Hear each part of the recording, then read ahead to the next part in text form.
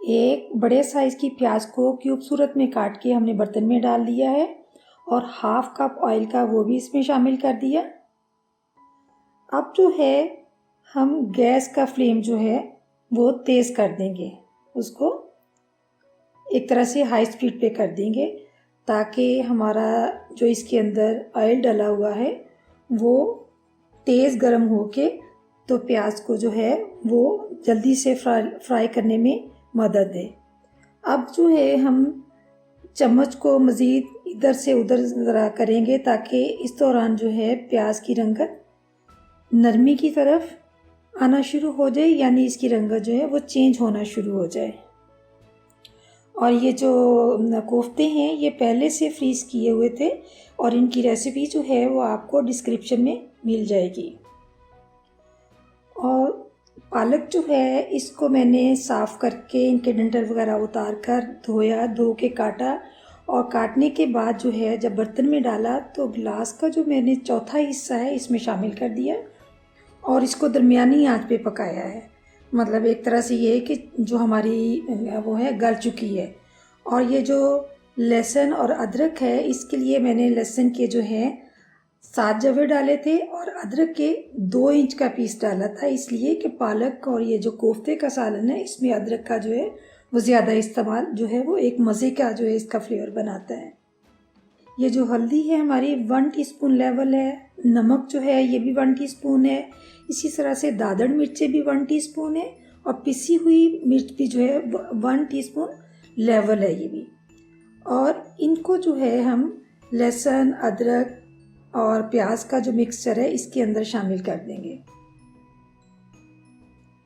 इसके अंदर हमने डाल दिया और इसमें जो है फिर से ग्लास का चौथा हिस्सा मैं इसमें पानी का शामिल करूँगी ताकि ये जो मसाला जो डाले हैं नमक, मिर्च, हल्दी, ये हमारी जो है वो एक तरह से जलना ना शुरू हो जाए। तो इसके लिए होता है कि थोड़ा सा अगर पानी शामिल कर दें तो वो एक भुनने में जो है वो सही मदद मिलती है पानी के साथ और एक अच्छा फ्लेवर भी जो है वो लहसुन, अदरक और जो प्याज का होता है उसके अंदर अच्छा इन्हांस हो जाता है इनका फ्लेवर जो है। तो इसको जो है हम कोई 2-3 मिनट जो है मज़ीद इसी तरह से भूनेंगे। कोफ्ते हमने इसके अंदर शामिल कर दिए क्योंकि ये फ्रीज़ किए हुए कोफ्ते हैं ना, तो इनके अंदर जो है एक तरह से पानी की नमी होती है फ्रीज़ होने की वजह से।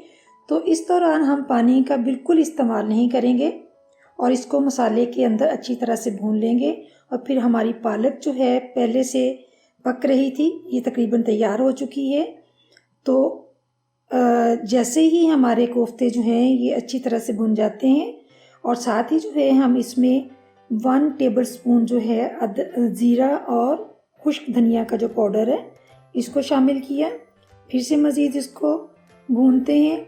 जैसे ही ये अच्छी तरह से जो है हमारे कोफ्ते जो हैं भुन जाते हैं, इनकी जो फ्रीज़र की जो एक नमी इनके अंदर थी वो एक तरह से ख़त्म हो जाती है। तो फिर उसके बाद जो है पालक हमने वो इसके अंदर शामिल कर दी है। पालक को जो है हम इस दौरान ढक्कन अभी नहीं देंगे, इसको बग़ैर ढक्कन के जो है इस तरह से हम कुछ देर के लिए हाई फ्लेम पे जो है इसको पकाएंगे ताकि पानी की जो नमी है जो पालक के अंदर मैंने डाला था वो खुश्क हो जाए, क्योंकि ढक्कन देने से तो खुश्क नहीं होगा ना। इस दौरान जो है ये जो मसाला है गरम मसाला 1 टीस्पून है और मेथी जो है 1 टेबलस्पून है, इसको जो है हमने इसके अंदर शामिल कर दिया और मिक्स करने के बाद जो है आप कुछ देर के लिए हम इसको इसी तरह से बग़ैर ढक्कन दिए इसको इसी तरह से पकाएंगे ताकि मेथी का जो एक तरह से फ्लेवर है वो कोफ्तों और पालक के अंदर मिक्स हो जाए और मसाला भी जो है इनके अंदर अच्छी तरह से रच जाए। जैसे ही पानी की नमी जो है वो ख़त्म होती है, और लेकिन बहुत खुश्क नहीं करना, एक तरह से ग्रेवी की सूरत में जो है हमारी ये जो कोफ्तों पालक की लुक आनी चाहिए। तैयार हो चुका है हमारा कोफ्तों पालक का सालन। तो फ्लेम जो है हमने ऑफ कर दिया है। कोफ्ते पालक को मैंने डिश आउट कर दिया है और मिल्क पैक की जो क्रीम है उसके साथ गार्निश भी किया है। अगर आपको मेरी कोफ्ते पाले की ये रेसिपी पसंद आई हो तो फीडबैक ज़रूर दीजिए और बेल आइकन को क्लिक भी ज़रूर करना है ताकि हर आने वाली वीडियो जो है आपको पहुंचती रहे।